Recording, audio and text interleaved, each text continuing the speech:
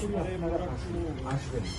এই যে পরীক্ষাটা যদি হয়ে যায় এই আমলে, আগামী আমাদের ধারণা মানে আমরা যেহেতু সাফার করছি, আগামী 20 বছর এসএসসি এই জব থেকে বেরোতে পারবে, আরো ফ্রেশাররা এখানে ঢুকবে, এই গন্ডগোলের মধ্যে দিয়ে সবার যাবে, আরো বেশি গন্ডগোল তৈরি হবে।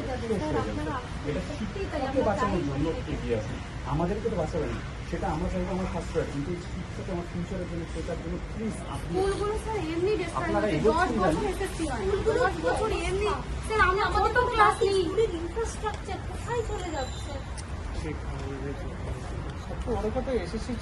ঠিক আছে, উত্তম চিঠিটা করে দেন। দেখুন, তারা তো বাংলাতেই পড়াচ্ছে। এই যে বাংলা ভাষার মর্যাদার কথা বলছেন, বাংলা বাঙালির লড়াইয়ের কথা বলছেন, তা যারা বাংলায় বিজ্ঞান পড়িয়েছেন, বাংলায় ইতিহাস ভূগোল পড়িয়েছেন, বাংলায় অঙ্ক কষিয়েছেন, তাদেরই তো আজকে এই দুরবস্থা।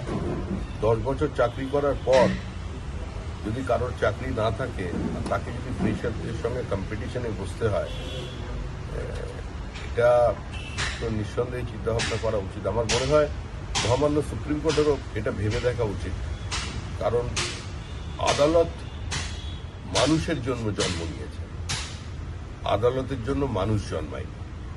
এ ধরনের চূড়ান্ত একটা অমানবিক সিদ্ধান্ত আপনি টেন্টেড বলে কাউকে বলে দিচ্ছেন, আবার টেন্টেড নয়ও সেটাও বলে দেওয়া হচ্ছে, কিন্তু দুটোকে সেগ্রিগেট করা হচ্ছে, মুড়ি মিছড়ি মিশিয়ে দিয়ে শুধুমাত্র একটা প্রাতিষ্ঠানিক লুট, চাকরি চোর তাদের বাঁচানোর জন্য, ক্রেতা আর বিক্রেতা এদের আড়াল করার জন্য এরা কিছু মানুষের জীবন যৌবন ধ্বংস করে দিল, পুরো স্কুল শিক্ষা ব্যবস্থাকেই শেষ করে দিয়েছে তৃণমূল কংগ্রেস।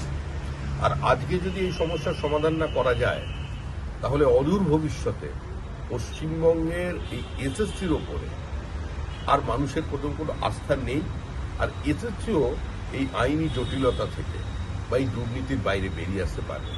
এবং স্বাভাবিকভাবেই প্রশ্ন উঠছে যে সরকারের অবস্থা নিয়ে এটা, যে আমি সেগ্রিগেট করব না, আমি 10 নম্বর গ্রেজের কথা বলবো, আমি সবাইকে এক জায়গায় বসিয়ে দেবো, তাহলে এরা যে পরীক্ষা দেবে, পরীক্ষা দেবার পরে সেখানে দুর্নীতি হবে না, সেটার উপরে কে নজরদারি করবে?